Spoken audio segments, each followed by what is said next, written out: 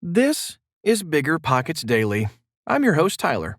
And if you're new to the show, I read articles from rockstar real estate investors every single day. Because we know you don't always have time for long podcast episodes or audiobooks. Tired of market manipulation? Skip Robinhood. Invest in real estate instead. By Logan Freeman. Trust by the American public is in short supply these days. Distrust in the government, Wall Street, and tech and media elites is at all-time highs.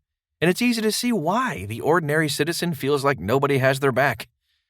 The elites, it seems, only want to protect each other. This distrust hit a fever pitch last week when popular online broker and Silicon Valley startup Robinhood limited trading of Gamestop, GME, stock. This was an unprecedented move. What's going on with Robinhood? So why did Robinhood limit GameStop trading? To understand all this, you have to go back to the beginning of this entire episode. WallStreetBets, a popular subreddit with 2.1 million renegade day traders. Members of the subreddit are often young retail traders. They use Robinhood, a popular day trading app, and typically ignore fundamental investment practices. Tired of what they considered hedge fund manipulation of stock prices through short sale activity, the members of WallStreetBets decided to strike back. Their target? Hedge funds who have long bet on companies they view in decline by shorting their stock. What is shorting? Shorting a stock is essentially selling borrowed stock at current prices with the anticipation of a price drop and then paying back the borrowed stock at the lower price. When the market sees massive shorting activity, it considers this a sign of decline. It drives down prices and, in a way, fulfills the hedge fund's prophecy.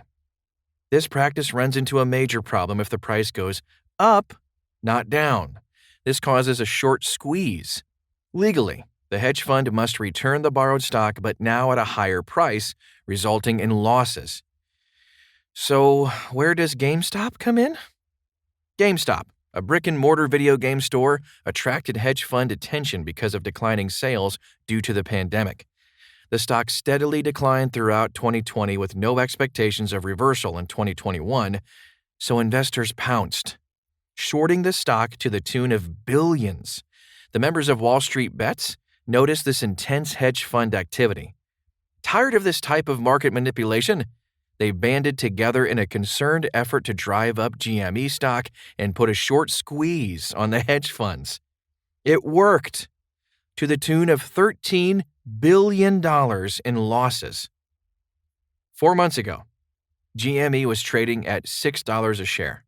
During January 2021, its share rose from $17.25 to a record high of $469.42 on January 28th. That's when Robinhood decided to step in and halt GameStop trading on its platform.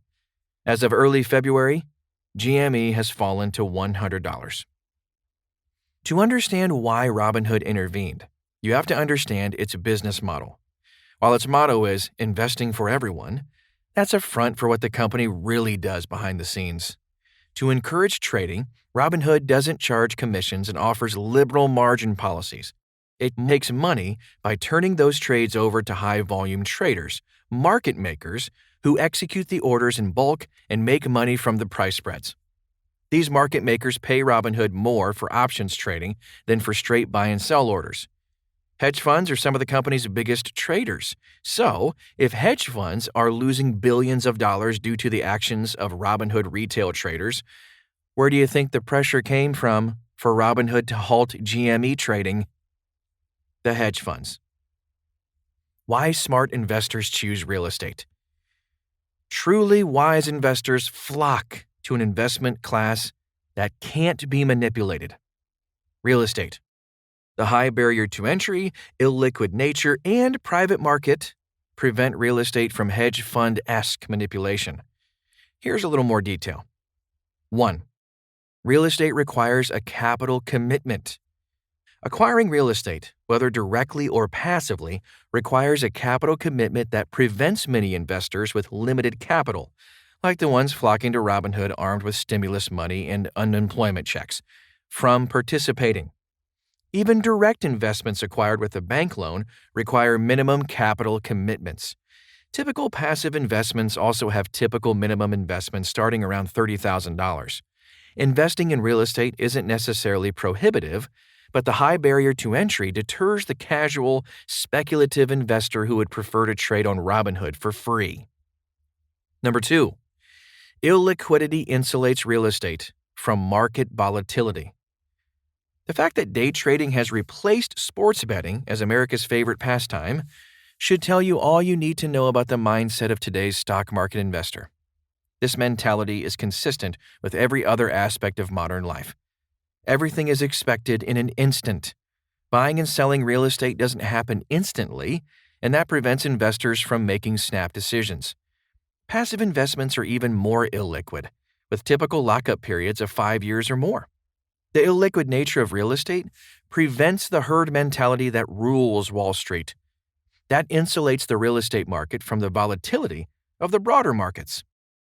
Number 3, private markets prevent collusion. Because real estate and passive real estate investments are not traded on public exchanges and online platforms, where buy and sell orders are executed in an instant, real estate prices are insulated from extreme volatility. Private markets prevent collusive behavior by hedge funds and subreddits, which, as we saw with Gamestop, can easily disrupt prices. You can't buy real estate for $1, and you can't buy it and sell it on the same day. Because real estate isn't traded on Wall Street, it can't be shorted. And that's why it can't be manipulated. To avoid market manipulation, avoid Wall Street. Return to Main Street, where real assets still offer the surest and safest path to wealth. That's this Tuesday's show. What do you want to hear more of? Shoot us an email at podcast@biggerpockets.com to let us know. Thanks for spending time with us, and I'll be back tomorrow. No, really. If I'm not back tomorrow, something's seriously wrong.